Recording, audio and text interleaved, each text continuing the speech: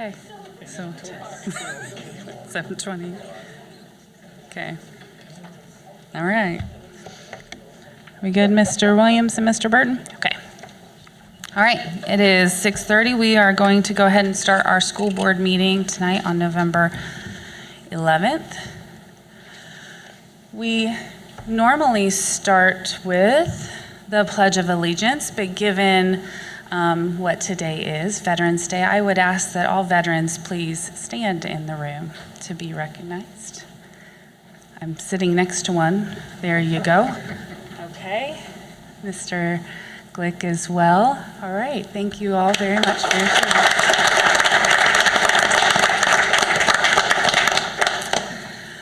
Okay. If we could all now rise and for the Pledge of Allegiance.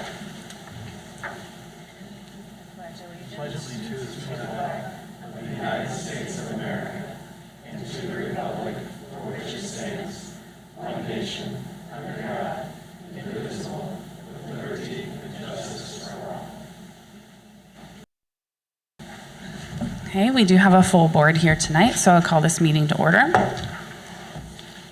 Dr. Phillips. Thank you, Mrs. Wielden. We'd like to start each meeting by reciting our mission, vision, and core beliefs to remind us of the reason that we're here this evening. BCSC's vision is to be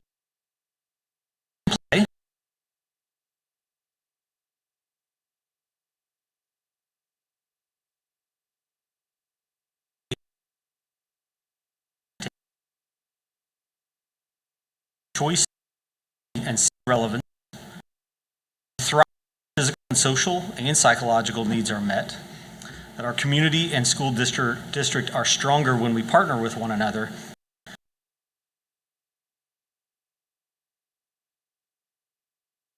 democracy are strengthened by civic. Thank you. Okay. So we will start with a public hearing on Ed Flex waiver.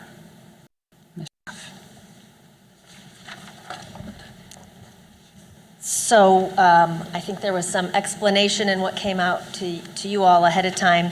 We've posted a public notice as required for this Ed Flex waiver. It's a new public procedural thing in terms of offering an opportunity for comment on or public comment on our application for this waiver that is around the qualifications and getting highly qualified teaching assistants in our classrooms that are federally funded, so at our title schools. It allows us some flexibility in being able to do that, not only by their schooling and that sort of thing, but also by ways that we can train them to be highly qualified in the classroom and give us that flexibility. So. And so in the past, back when I used to be in the same role that Right. Mrs. Schaff is, any TA that was paid with title funds, with federal dollars, had to either have a bachelor's degree or had to pass it's called the Para-Pro test. Cost them a pretty significant amount of money to take that test. Created a barrier for us to be able to hire people for those positions. The federal government now says you can waive that requirement for these teaching assistants, the classified staff position, but you have to go through this process of advertising that you're waiving the requirement and then also conduct a public hearing. And we've been, sorry to interrupt, we've been waiving that requirement for a number of years. They've just changed the procedural process of allowing for public comment. So we've been training through some BCSC modules and training processes through our own PD to help those folks be highly qualified before they're in the classrooms, just with more flexibility so that we can do that with the right kind of individuals working with our kids. And so this does not lower the standard for our staff compared to what it was last year. But at this time, if any member of the public wishes to comment on this waiver, this is the appropriate time to do so.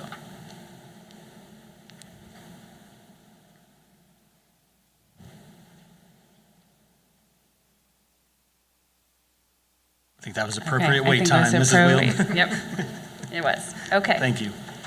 Thank you, Ms. Schaff. Now we get some recognition.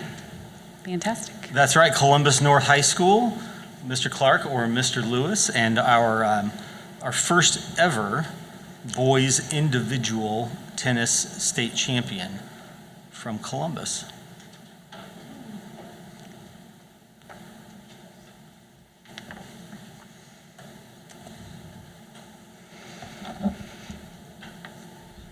Hello. Good evening, everybody. My name is Brian Lewis. I am the athletic director at Columbus North High School, and just want to say thank you guys for acknowledging Hank for his success that he's had this season in the fall. So a couple of items I want to read off to you guys just to let you know the success he's had over the last 4 years. Hank is a brother of three who all play varsity tennis at Columbus North High School. Earned a varsity letter all 4 years. He played #2 singles his first 2 years of high school. Played #1 singles last 2 years of his high school career. Record of 2024, 27-0. High school career 97-3. His 3 losses came in state, so which is a fantastic thing, which doesn't happen very often. All 4 years he was all conference champs. Also all-state. All 4 years when he was a varsity player, all-state singles first team. 2024, all-state academic team. Led Columbus North team to the state finals all 4 years. In 2023, Indiana State individual single runner-up. 2024, state champion. Hank also has a 4.22 GPA, and next year he's looking forward to going to Purdue to study pharmaceutical science and also playing college tennis. Your 2024 tennis champion, Hank Lynn.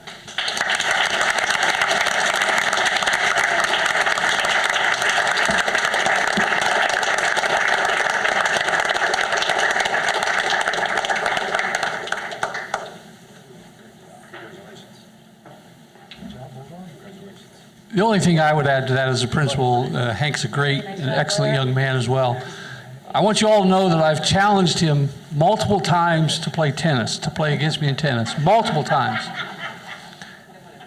But one of these times I'm going to say it out loud.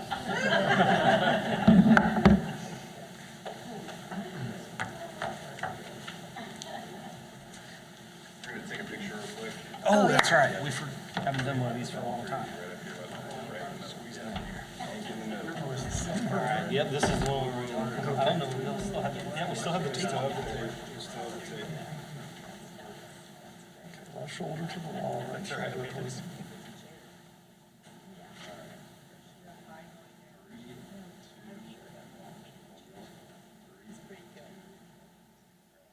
Nice job.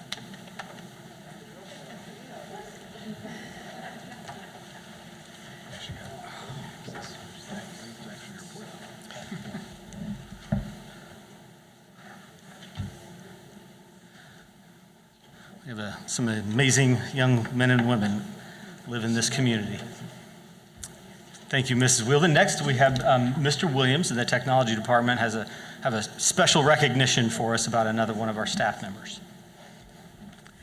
Hello, I'm honored to be here. My name is Adela Dickey. I was the Chief Technology Officer for Northwest Allen County Schools up in Fort Wayne for a number of years before retiring, but I continue to work with the Indiana CTO Council and a program that we call the CTO to Be program, which is intended to help find future education technology leaders to take over CTO roles so that some of us can retire.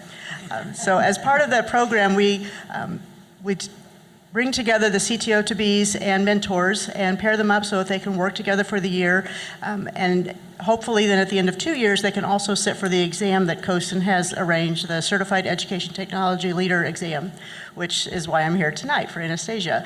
Anastasia went through our program, I believe, last year. And I spoke with her mentor today, and the mentor said that she had a wonderful year working with Anastasia and actually took ideas that she was given back to her own district too. So it was a great partnership for the two of them to both learn from each other and benefit their schools. So I want to congratulate Anastasia, but I also let Mr. Williams. Thank you. Anastasia joins just a handful of technology leaders in education with the CETL certification now. There's a lot of backgrounds in the technology leaders of education districts, from education to the private sector to even some just lawyers or business people. So it's a difficult, or at least a different environment that takes some dedication to learn. And Anastasia, like we talked about in our mission not too many slides ago, are dedicated to expert learners and investing in people. Anastasia started as a TA at Central, moved into a teaching position, and is now one of our district's best technology leaders as an educator. So she really exemplifies what I think this district wants out of our staff, and it's a privilege to be able to honor her here tonight. So thank you for the time.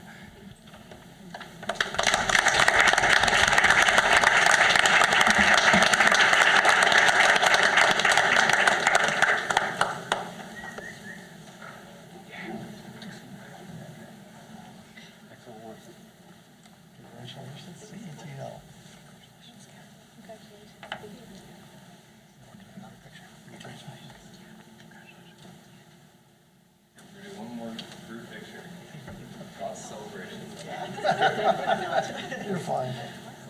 He does amazing things with that camera.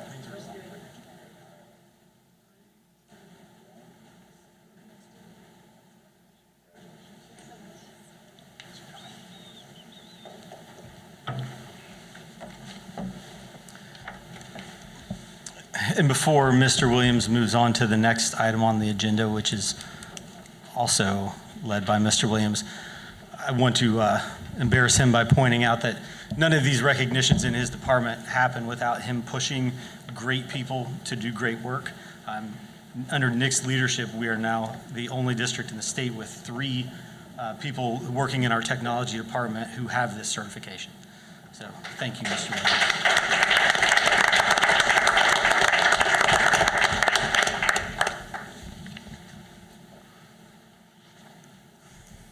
All right, switching gears here. I want to thank you for the time to talk about a program that is extremely important for myself and for a lot of people in this community, and that is Friends of Miyoshi.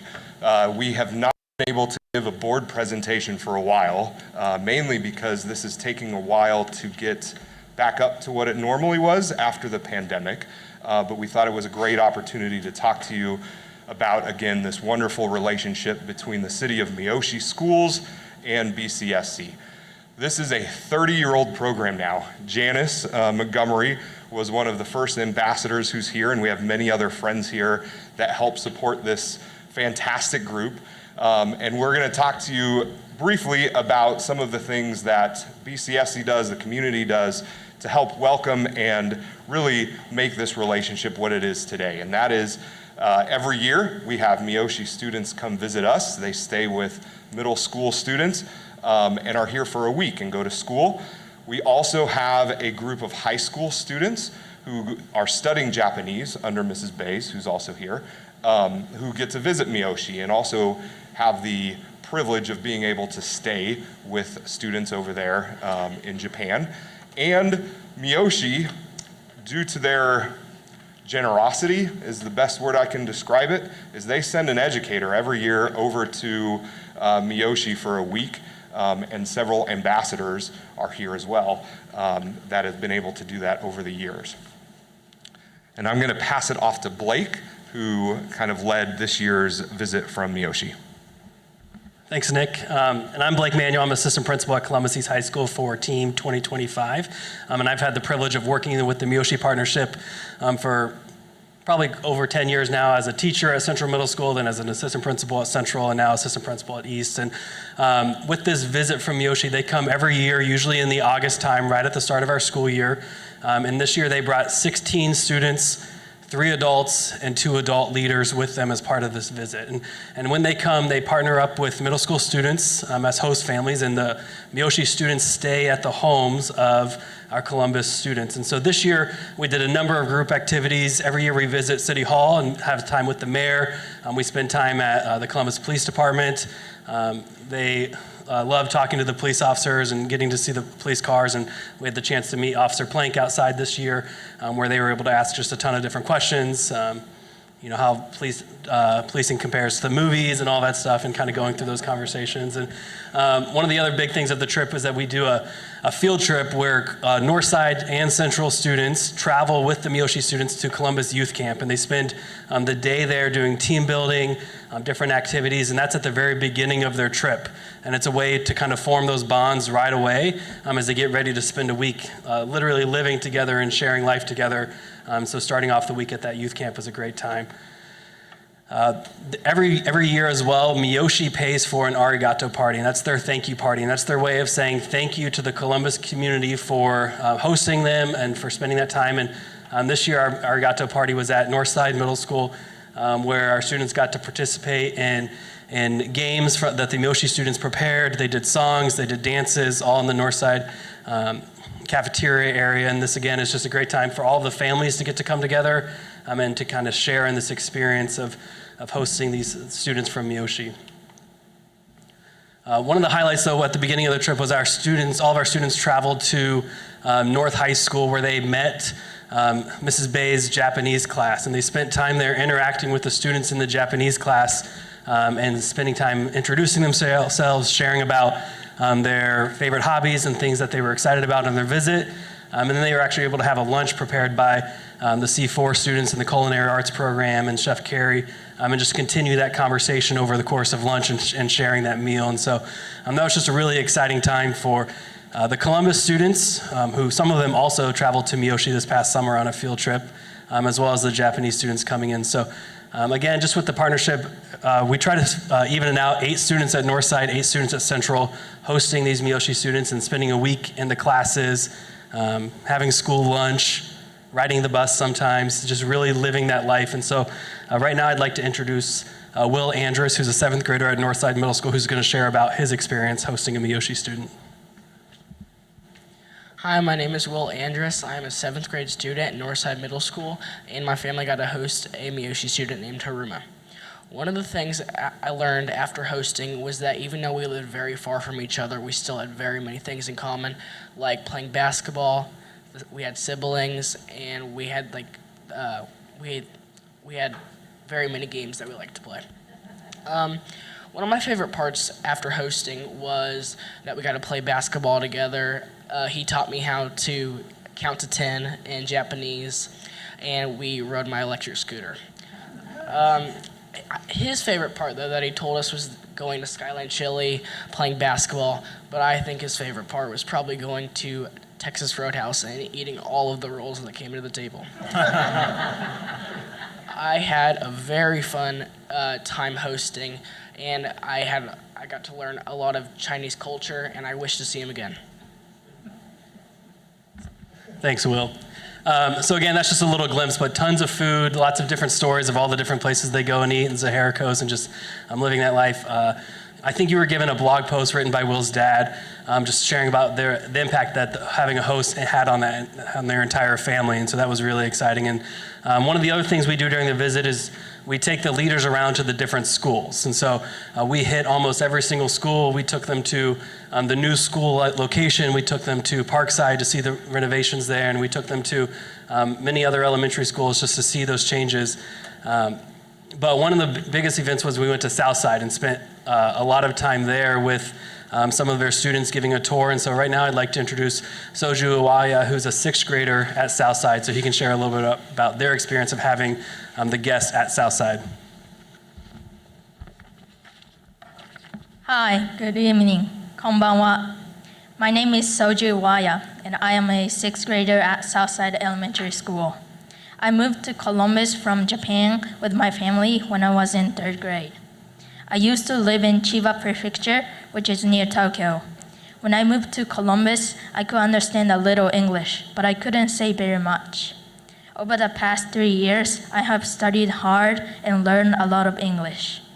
I was a little nervous to help the group from Miyoshi, but I was successful and felt proud of myself. I think that knowing 2 languages makes me special, and I think it will help me in the future. I will recommend visiting or living in another country to anyone, because I feel that experiencing different cultures give you new perspectives. I hope other American students get the opportunity to visit Japan, and vice versa, other Japanese students get to visit the United States. Thank you. ありがとうございました。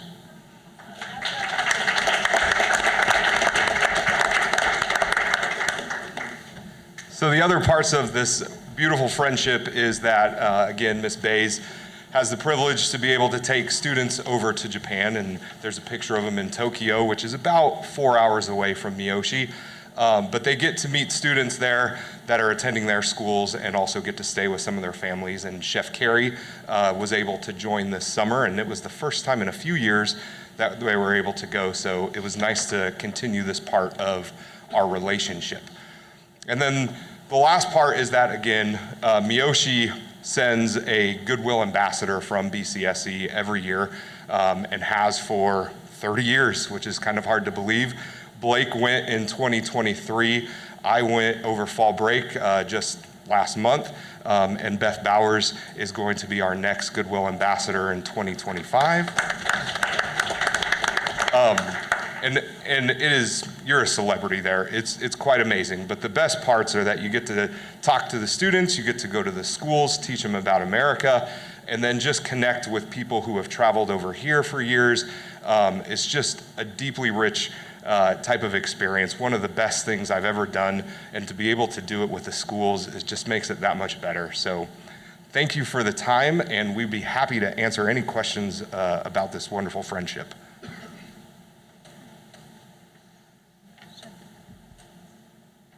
Any questions from the team?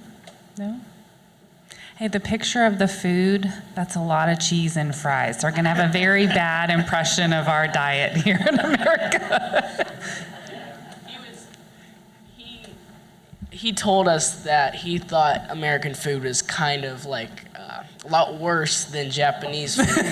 But he also cooked for us one of the days, and he made us this like lettuce and like bacon meal, but the bacon wasn't fully cooked, so. Now, I will say, I told my girls when I got home that there was no bread or cheese there, and they're like, nope, I'm not going. I very much appreciate the students coming to talk tonight. Really nicely done. Thank you very much. It was very helpful.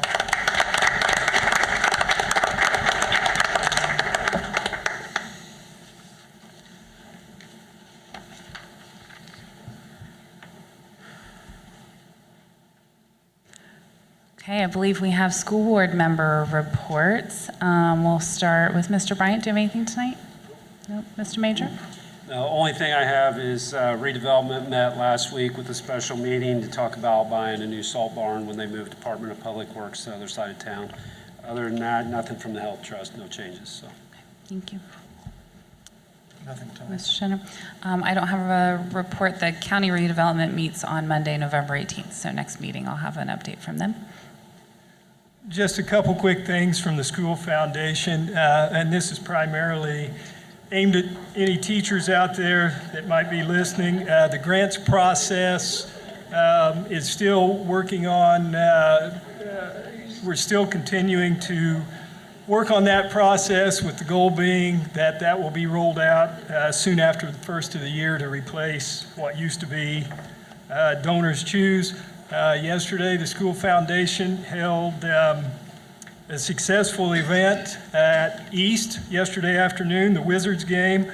It was very fun for everybody who was in attendance. I know I was there with a lot of family members, able to see my brother Chris play, and one of our adorable grandsons, Liam, was taken to center court by lunatic, and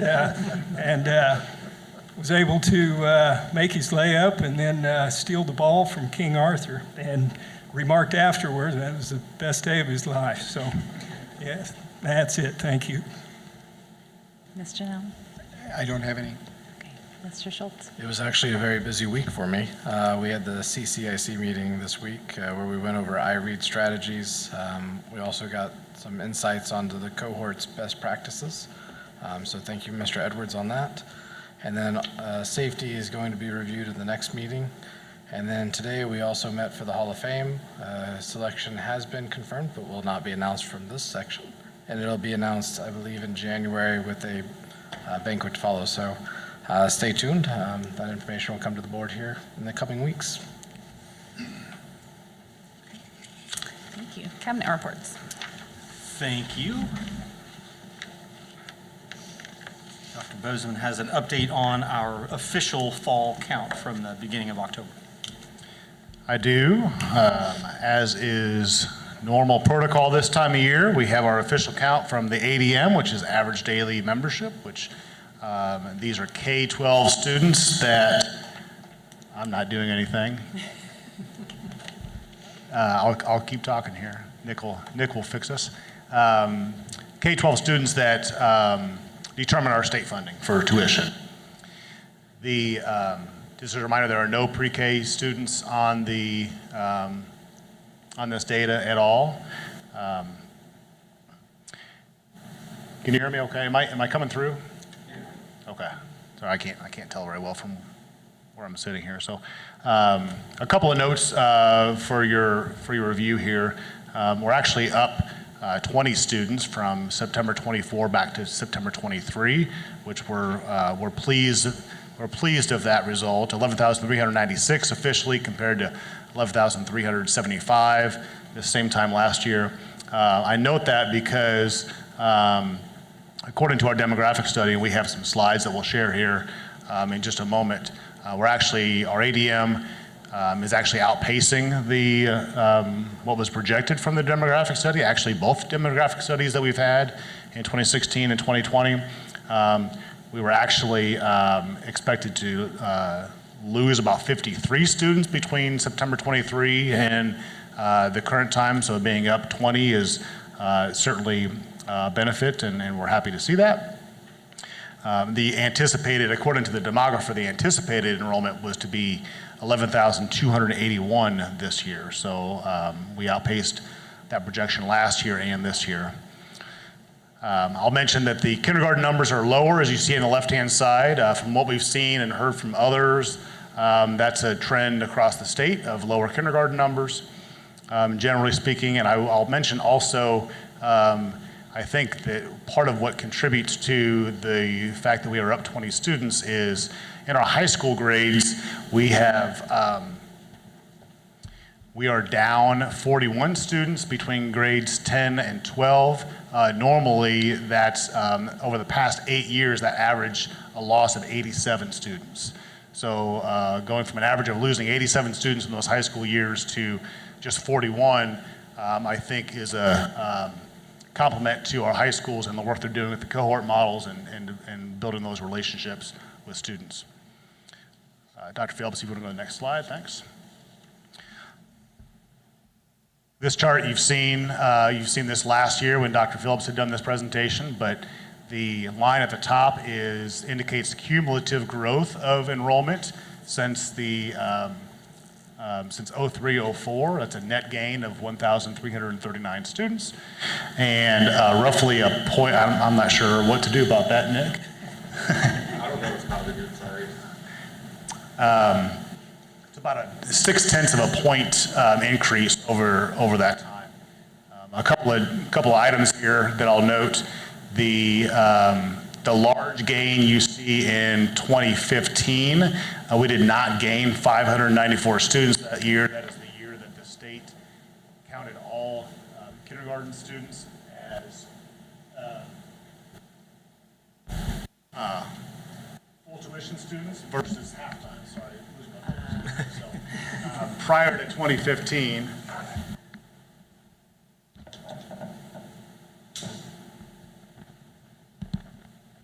check. I'm getting tested here on my resiliency, I think. Restate that again. We did not have an increase of 594 students in 2015. That's when the state counted kindergarten students as full tuition students. Prior to that, they were counted as half tuition, so that's the result of that. The dips and the gains that you see otherwise back in 2009 and 10, you may recall that's when a local charter school had opened here in Columbus, and that school had closed in 13-14. So you see the 148 student loss and the 74 student gain. And then Ironically, the other big bump there is 124 students in 21-22, which is students we gained during COVID time. The last slide we have up here for you is just a comparison of our enrollment comparatively to our demographic studies that we've had. So the blue line is our actual ADM that you see there. The orange line and the green line are the demographic studies. So the orange line is from the 2016 study, and the green line is from the most recent 2021 study. And if you look closely, you can see that the blue line, as I mentioned before, is outpacing both of those studies according to the demographer. So I know Mr. Schultz, you had asked a couple meetings ago for an update on that demographic study here, since we've been a couple years removed, and we have that preliminary data. I think we have a call with Dr. Brudvig tomorrow to review that, so we'll have that to you just as soon as it's ready to be reviewed. So with that, I will do my best to answer any questions you may have. Yeah, I appreciate that, and I was just about to bring it up, but the one question I also have is just because we're really focused in on increasing the elementary capacity, is how does the elementary ADM compare as well, right? Because a lot of it may ebb and flow with the private schools and everybody that funnels in at the high school level, but the 12th elementary is essentially to increase our capacity by 1/10 probably once you factor in the smaller elementary school. We project that ADM growth to offset some of that capacity needs. We do, and that will be a benefit of getting that updated demography study as well. So far, we've been outpacing, as I mentioned, the high school, but the fact that we're up 115 students since we had the study reviewed a couple years ago would indicate such, but that we'll know more when we get that study returned to us. Yeah, I think the two areas when you talk with this demographer is two areas that I'm noticing the most of when I'm looking at the taxpayer bills is we've seen, I believe I was talking with a couple of members of the county council, a 4x increase of people that work within the county, but they reside outside the county. And so that's a big question mark that I'd like to see if that trend is going up, especially as people are looking more with Cummins and the practices of RTO.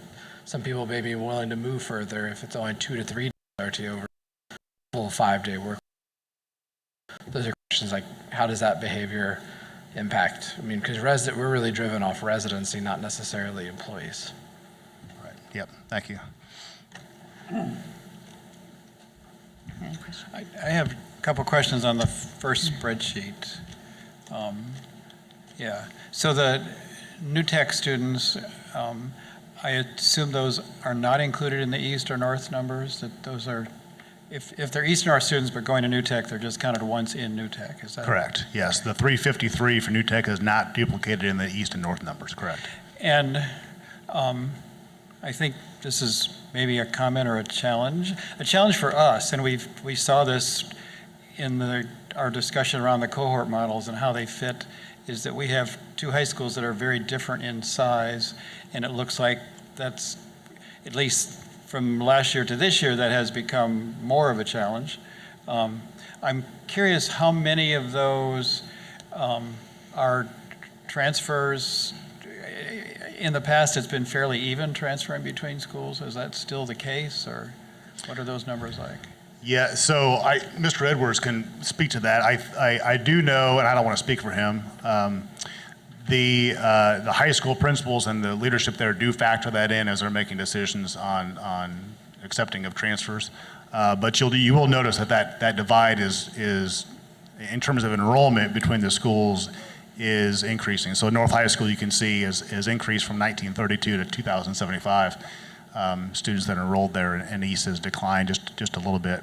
So I don't know, Mr. Edwards, you want to speak to that better than I can on the process?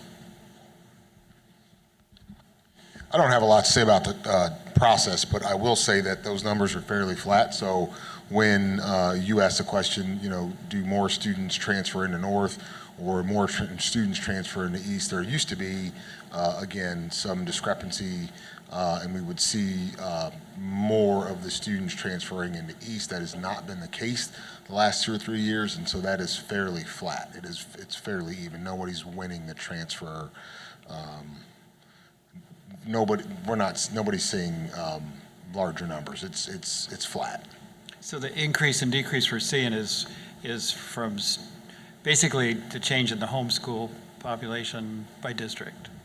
That is correct. Okay. Particularly in the last I would say the last 2 years, that's been the case. Prior to that, it was that there was a net gain of 100 students to East in the transfer, and historically until about 2019 is when that started to flatten out. The last couple of years, that increase at North has just been, we're seeing the same thing at Northside and Schmidt. Just in that area, the number of students that are locating there, we're not sure if that's because of housing turnover, where maybe older families are moving out and younger families are moving in, but it is really concentrating in that geographic area right there.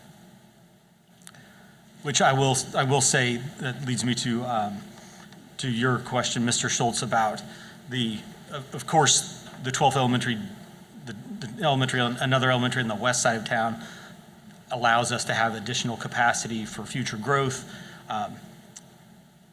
But even if that doesn't happen, we have problems that we need to address. If there's not a 900 home development on the west side of town, we have problems that we need to address. For example, Schmidt's enrollment being well over 700, and we still can't fit pre-K in that building, which is one of our buildings where we believe our students would most benefit from pre-K. In addition, building that elementary on the west side of town allows us to district Shadow Creek into Southside Elementary, right across the street from it. So there are other problems that get solved, even if we don't see some dramatic increase in elementary numbers. Anyway, that's it. Mr. Now, I think I interrupted. Did you have another question also? No, thank you. I understand why we didn't include pre-K here, but I had a similar line of thinking. How many pre-K students do we have today? Just About in the 250 right now, isn't that right, Mrs. Hack? About 250, between 225 and 250. And do we feel like there's more of a need that we are not able to accommodate today? Definitely, depending on the location, yes. And certainly for financial assistance, we would see those numbers dramatically increase if we provided more scholarship spots. Yep. Thank you. And we, at the CCIC meeting last week, discussed the initial findings from the LHP study into our pre-K that told us, sneak peek here, told us that there's a dramatic impact on the iRead 3 scores for students who are EL, English language learners. It looked to be somewhere north of 30 percentage points different if you attended our pre-K versus not attending our pre-K.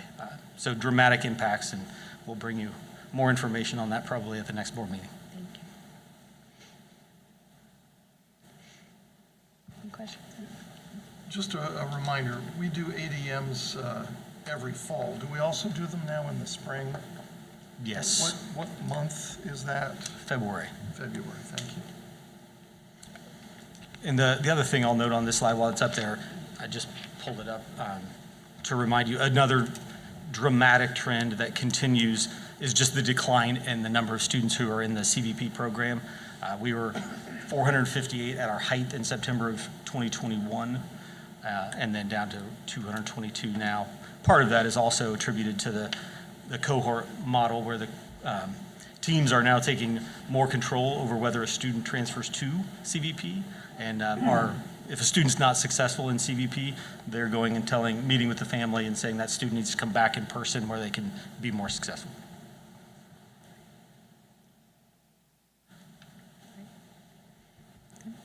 Thank you, Dr. Bozeman. Thank you. So this would be a time in our agenda for public comments. Just a reminder that if you would like to speak on any topic, you can come to a school board meeting. There's always a blue sheet on the table when you walk in, and you can sign up to talk with us for 3 minutes. On the screen, you can see a list of some of the notes for speakers, but we do not have any speakers currently signed up tonight, so I will pass over this part. Thank you, Mrs. Move Wilson. to approval. Under old business, tonight I request approval of the minutes of the regular school board meeting of October 28th. I move that we approve the minutes of our regular school board meeting held on October 28th. Second. Thank you, Mr. Grimes and Mr. Schultz. As Mr. Bryant was not able to join us in that meeting, I believe he's going to abstain from the vote. I'm just going to ignore you this time, just this one time, Mr. Bryant. Okay, so we have a motion and a second. Are there any questions or comments on the minutes from last school board meeting? No? Okay, all those in favor of approving school board meeting notes from October 28th, please say aye. Aye. All those opposed, please say nay. Motion carries 6-0. Thank you. And then tonight, under new business, request approval for supplemental contracts, field trips and professional leaves, school fundraisers, the claims for November 11th and the pre-runs from October, including the one payroll, also in addition to the one payroll from the middle of October. And then also items E through J, the policy reorganization work, which, or just a reminder, that was 13 policies to replace all or part of 50 current policies that integrated several of the changes that were suggested by Mr. Major and Mr. Nowlin. Also, item F, permission to bid Phase 2 projects for Johnson Early Education Center to allow us to double the capacity for Bright Beginnings. Item G is permission to bid C4 at East.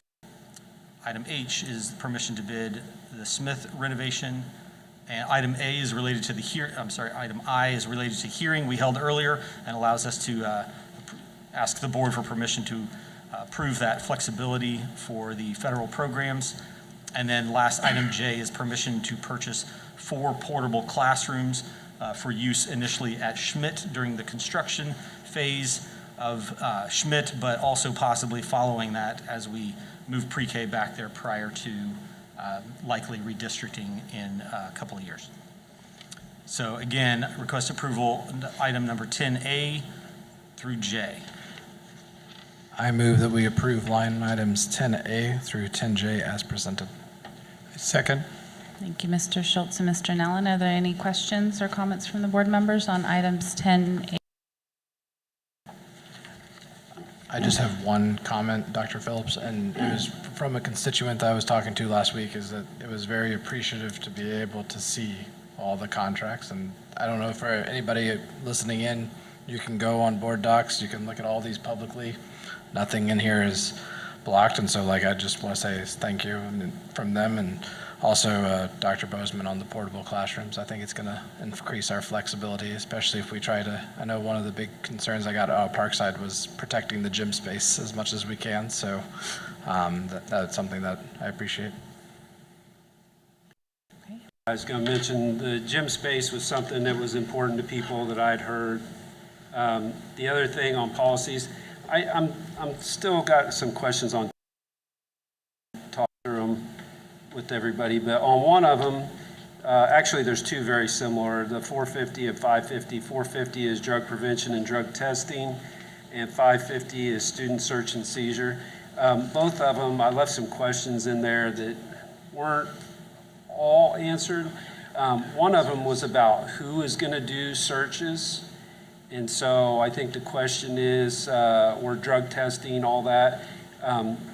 There was nothing noted in there about SROs, and I feel like if we're looking at drugs or searching a student's vehicle or locker, I feel like it'd be better to have someone from law enforcement there, since they're fully trained in especially the search and seizure.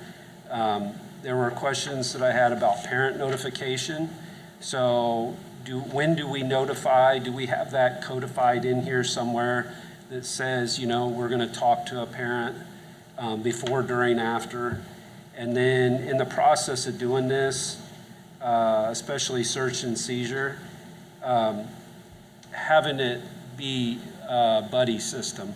So it's not one teacher versus one student, and it's a us versus them. But having, at least 2 people do the search, along with possibly even video collection during the search, to make sure that,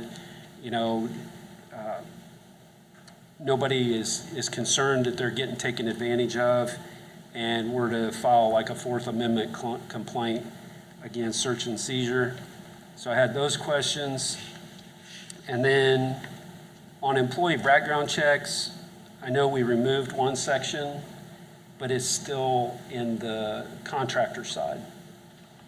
So the section 4 that you removed is still, it's still down here in the contractor side where it's school corporation contracts for services may not, and then it's got your section 4. So I didn't And know. so the section we removed from that is the phrase that read, for positions that work direct, I'm not going to be able to quote it exactly, but for positions that work directly with students, that's the phrase that we took out, which is what I thought that both you and Mr. Nallen had requested, that in fact we will not employ people at all that have that type of offense. And that was for direct employment. This one is additionally an entity with the school corporation contracts for services may not. And so this would be a service provider or a contractor side. And that's still in there in that section as well. It states, tell me if I'm incorrect, it states that we will not contract, and no entity that we contract with could employ someone who works with us who has an offense of the nature defined by that Indiana code. Right, but it still states unless a majority of the board approves the hire or contract. Which is what state code says. So that's state law. And so if in fact you wanted to approve, the board wanted to approve having us either employ or contract with someone who had an offense defined under that, the board would have to vote to do so.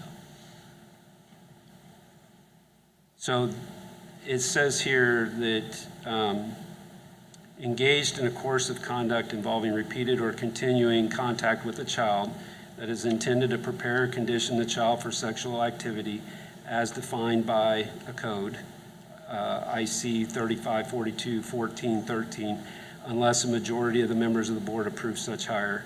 I think the conditions for the sexual activity with the child is defined, but I think this still comes down to if we know, my concern is this, if we know that we're going to contract with somebody, we should be telling them they cannot have someone work on our contracts if they knowingly have an individual that has done something against that law.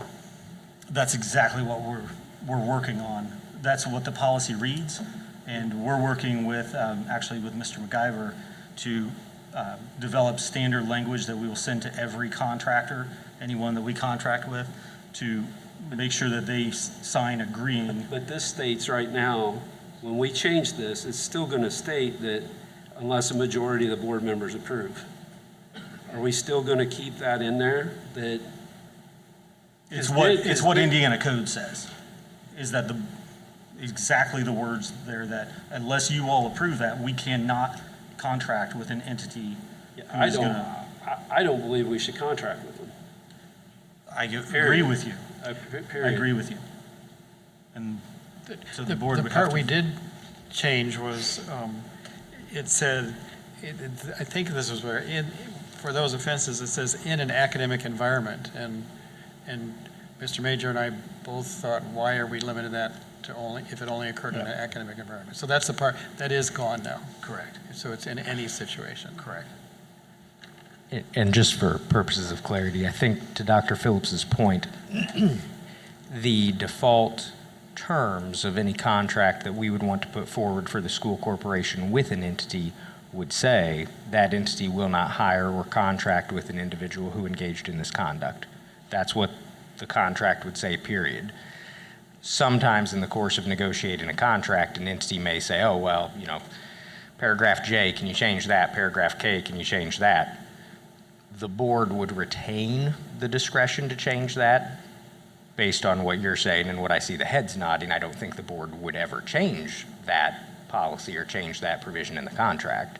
But the default terms going out would say that that entity would not hire or contract with someone who had engaged in that conduct. Okay. So we're going to leave it like that? That's up to the board.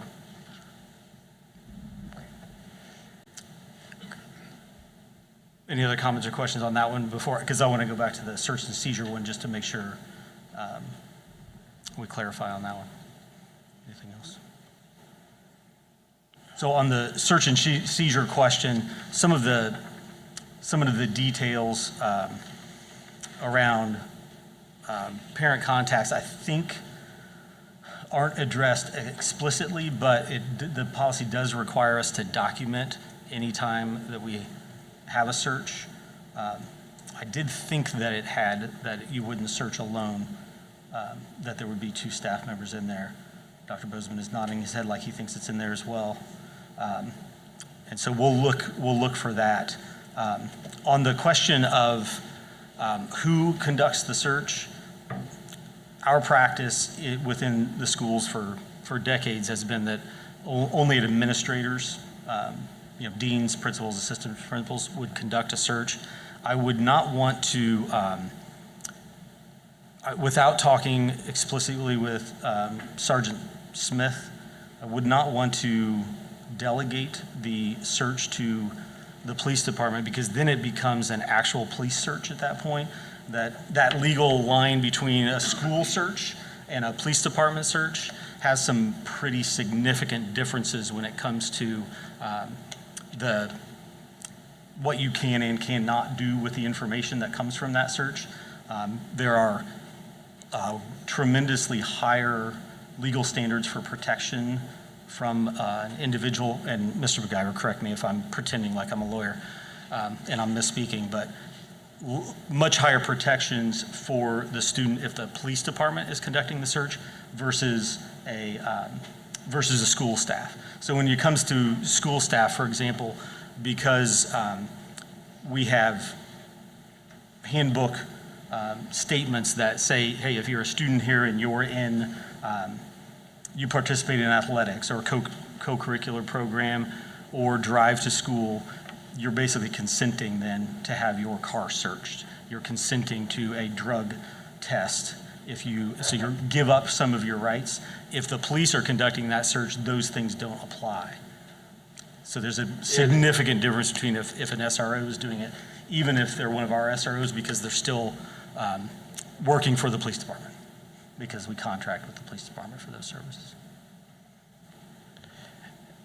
And just for my clarity, because I know this has been brought up to multiple courts, both in the Indiana Court of Appeals and I believe the Supreme Court has ruled in this area a couple times. I recognize that students aren't afforded, full protection under the Fourth Amendment, right? You have a right within certain parameters, but you're not guaranteed that when you enter into a school situation. I do feel like we need some kind of an SLA in here requiring a contact to a parent. Although I agree documentation is sufficient, at the end of the day, I mean, a reasonable person could conclude in which you were trying to seek that search, in which the information would be turned over. At what point a minor is a minor and does not have the ability to represent themselves in that situation will draw further ire from the courts. And so, I mean, I'm sure Mr. McGyver's read over these and agrees with them, but that's another level of protection to the school corporation, which, within that school day, the parent is notified, which I'm sure is the current practice as of today. But without it being backed in policy, you're left at the discretion of individual administrators, which can create liability. So I would just encourage some level of SLA be put into the policy so that you can so that at least everybody knows what they're marching towards. There is a statement here that says the administration will make a reasonable attempt to apprise the parent or guardian of the situation. Correct. It doesn't say when. Yep. So my belief is they should do it possibly before, during, after, right? They should definitely, before they're going to search a student's locker or car or do a drug test, they should notify the parent that this is this is our concern, this is what's happening.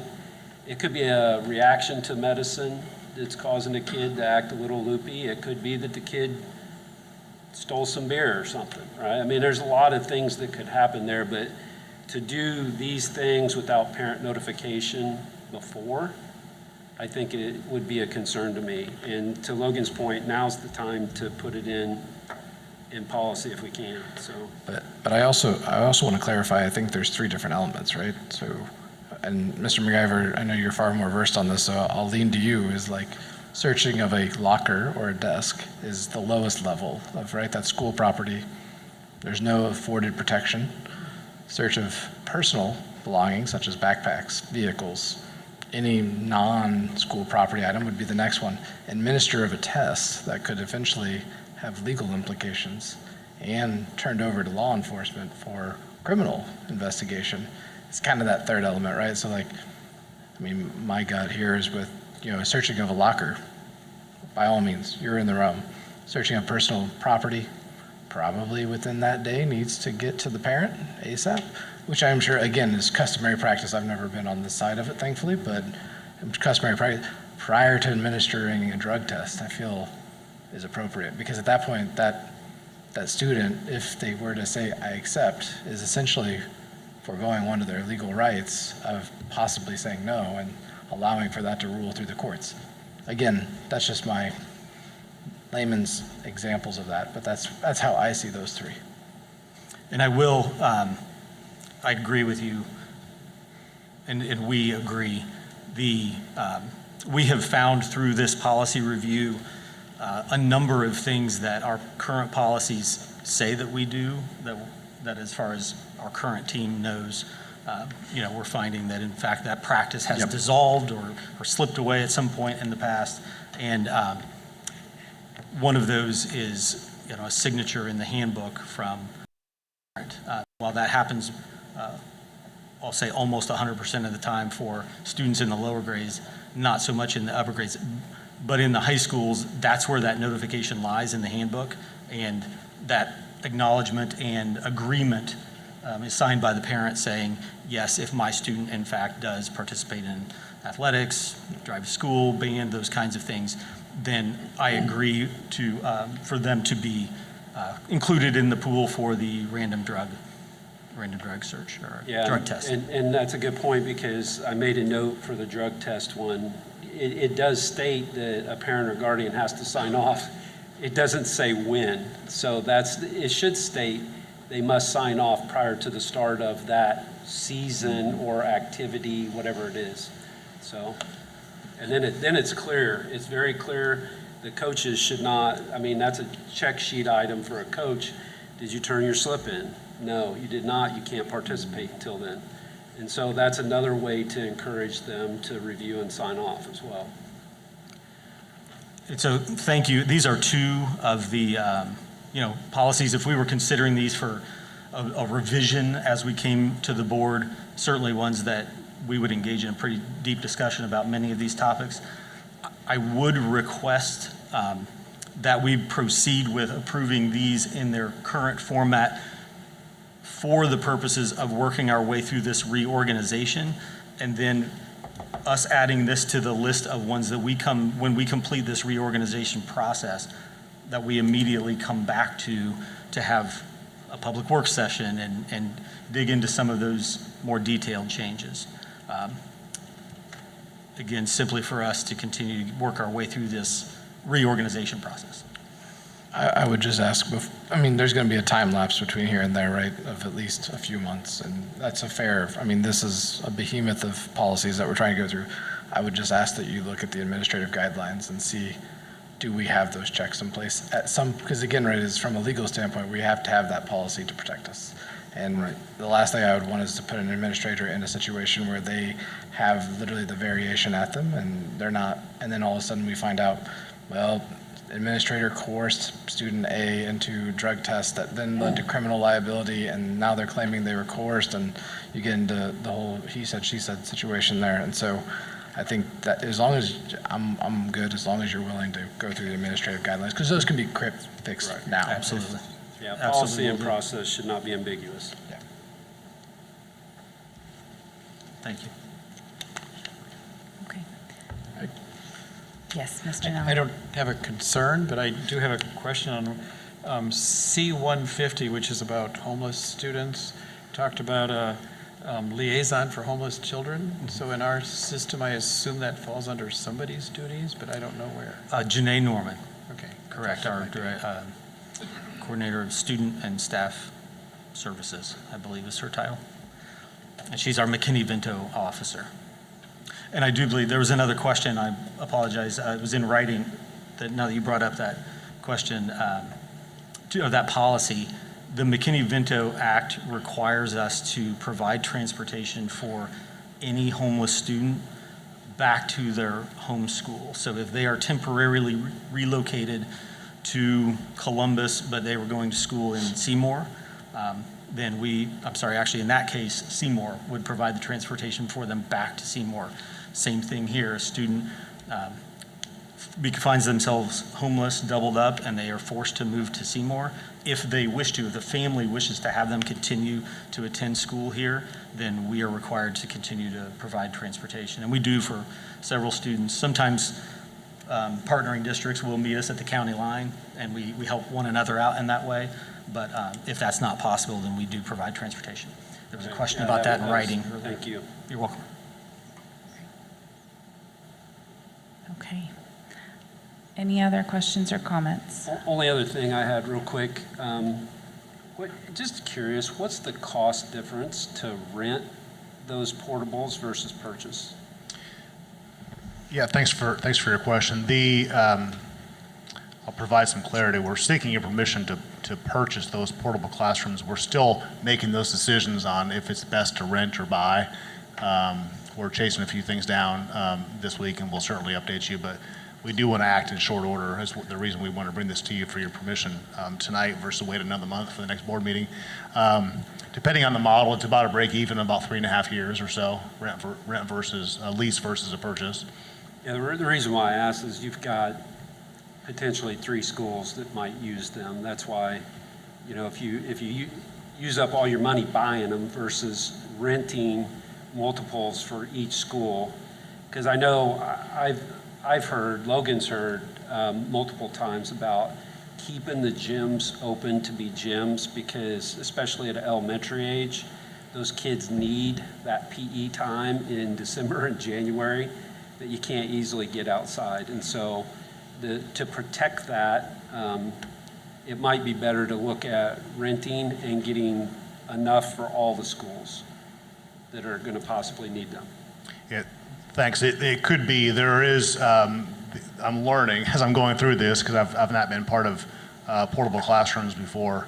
I'm learning of the substantial, for lack of a better term, cost and setup and tear down and moving them and getting them hooked up to life safety systems with your fire alarms and your PA systems and your networking, all that sort of thing. So there's certainly a lot more to it than just signing on the dotted line, so to speak, wait for them to show up. So I will mention the immediate concern at Schmidt, as Dr. Phillips mentioned, is that increasingly that increased enrollment that keeps trending up.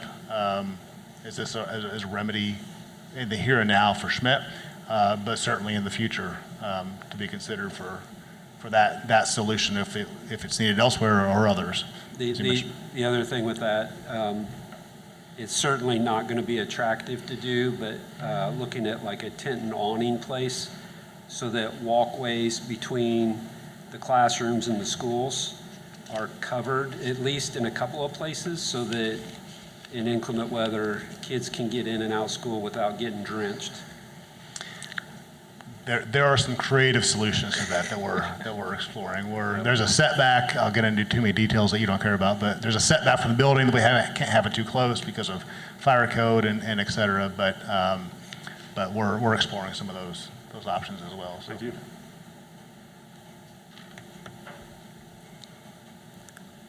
Okay. Any other questions or comments?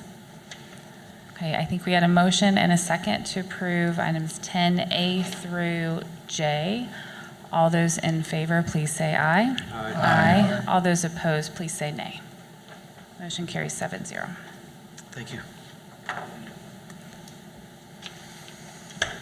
Dr. Thank Stella. you. Thank you, President Wielden, Dr. Phillips, and members of the Board of School Trustees. The human resources recommendations for this evening consist of 2 appointments and 2 resignations. I request that you please approve the recommendations as presented in the board packet. I move that we approve the HR recommendations under number 11, letter A, as presented by Dr. Stahlbaum. Second. Thank you, Mr. Grimes and Mr. Major. Any questions or comments from the team? Okay. All those in favor of approving item 11A, human resources recommendations as presented tonight, please say aye. Aye. All those opposed, please say nay. Motion carries 7-0. The additional human resources recommendation for this evening consists of 1 appointment. I request that you please approve the additional human resources recommendation as presented in your packet. I move to approve line item 11B as presented.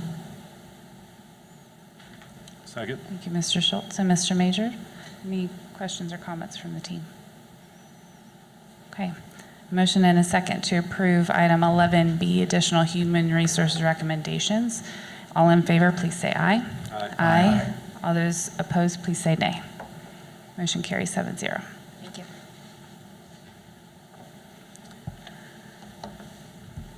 Okay, time for board input and review. Mr. Bryant, would you like to start tonight? The new buildings, once you get them all together, can you invite me back so we can see what's going on? We'll consider that.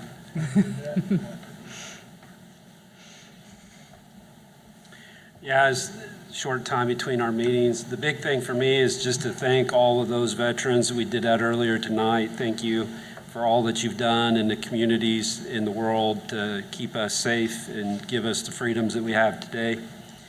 Congratulate again Hank Lynn and Anastasia both on their state champ and certificate. And then thankfully, I think everybody's happy that all this election stuff is over. So just wanted to congratulate Nikki, Whitney, and Tom. They get to sit in here next year, so congratulations. It was great to hear from students and teachers tonight. There were great elements in the presentations that we heard. I'd also like to I'm sure everybody on the board would like to thank everybody that ran. We're a better community, better school board because we have people that are interested in this work. So thank you. Dr. Phillips, you'll be included in our round. Would you like to say anything? I'll just echo theirs as we all do, but also want to thank all the volunteers who came out yesterday for the School Foundation event. Really is amazing how many people it takes to pull something like that off. And it was a lot of staff members and community members that came out and helped out. And Mr. Grimes, Liam made his layup in fewer attempts than I did. Yeah. Two fewer, I believe. Yeah. Yes, it was. Yeah. Good. I also want to say this is our second meeting where, in a row where we've had students come and present that have just totally floored me in their character and their ability to stand up and talk in front of a room, and they just did a nice job that I would appreciate that we continue that trend going forward. And also, I think in terms of the election, I felt like the school corporation did a nice job of trying to prepare students, staff, et cetera, on just being prepared for what might come. And I think everything was very calm and quiet. I didn't hear of a lot of issues that occurred in a school, as it can be a very difficult time for people. And I think we tried to get ahead of it and appreciate the thoughtfulness in that this year. Mr. Grimes. Once again, thank you to the veterans who have sacrificed so much. Thanks again to all 6 candidates who ran for the school board in this recent election, and congratulations to Mrs. Wielden, Mrs. Lloyd, Mr. Glick.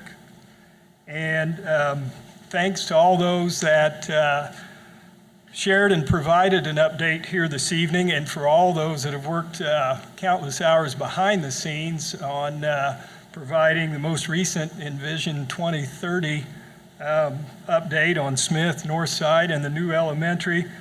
And I certainly don't want to make anybody think that I'm not going to take my last month and a half-ish as a school board member not seriously, because I certainly am, but our last meeting, because of our roll call votes, I was reminded of a pirate joke. So here are three, and so you can bet on some more the last meeting in December too. So being relatively close to Thanksgiving, I'll start with the one that some might, I hope not many, but some might consider mildly inappropriate. What's something that's usually insulting, but not on Thanksgiving? When a family member or friend gives you the bird. Sorry, all right. The last two are just cute. What sound does a turkey's phone make? Wing, wing. And then what do little sweet potatoes wear to bed? They're yammies. I'm done, thanks. Third one was the best one. Yeah, You wrote all those. I don't know how many jokes. I don't have any jokes either. I will say, when I taught 7th grade, we had one class that it started every day with a joke, and I always had to say, is it appropriate? And if they thought very long, then no, it doesn't. So I have three things. I don't usually talk about supplemental contracts, but I noticed that in this, the supplemental contracts that we got this time, that C4 teachers were compensated for their preparation time and presentation time for the STEM event that they did for girls. And I just want to commend Dr. Jean Hack and C4 for respecting teachers' time and communicating to them that they are valued by paying them for their efforts. I wish we could always do that. And then on the other side, where we can't always do that, I attended the Schmidt Fall Festival the day after Halloween, and it was commendable to see the number of staff and teachers that were there not being paid, but offering something to their students and the families and the school community that was very well received. There were kids lined up from one end of the, kids and families, from one end of the parking lot to the other. Actually at the end of the parking lot, I have to give a special call out. One of our BCSC bus drivers was there with his bus. Kenny Redfield was handing out treats to the kids, and he, to his credit, he actually had just recently switched from a Schmidt route to a Richards route, but he wanted to come back and do this for his kids at Schmidt. And the fact that we have staff and teachers that are willing to do that kind of thing is just wonderful. Also, in terms of tonight's meeting, I wanted to assure Mr. Williams we might not have had any questions for your presentation, but it was very inspiring, and I appreciate it.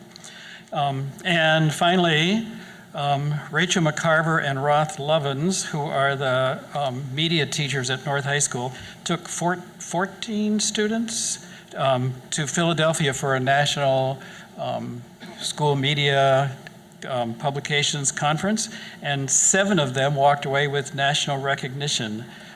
Senior Reggie Holqueen, and juniors, Mia Bowers, Gabby Rubble, Lois Guest, Claire Rawlings, sophomores, Claire Rawlings, Bella Herbert, and Levi Tobias. And in addition to the student awards, North's newspaper, The Triangle, was placed 5th in the nation for school newspapers. And no jokes. No jokes here either. And the downside about being at the end is really you just end up echoing everything. So I'm going to thank the veterans. I'm also going to thank all the presenters, especially the Miyoshi. I had never heard the background of that, and so interesting coming up through BCSC and hearing the long-standing relationship. So thank you. Okay. I believe our next meeting is on December 2nd, 5:15. It is an executive session, so that will be board members only. We then have a reception for retiring board members, all retiring board members will be in attendance, Mr. Ryan and Mr. Grimes, on December 9th at 6 p.m. Here in the admin building, and then our regular board meeting will follow at 6:30 p.m. as well. Okay, with that, meeting is adjourned.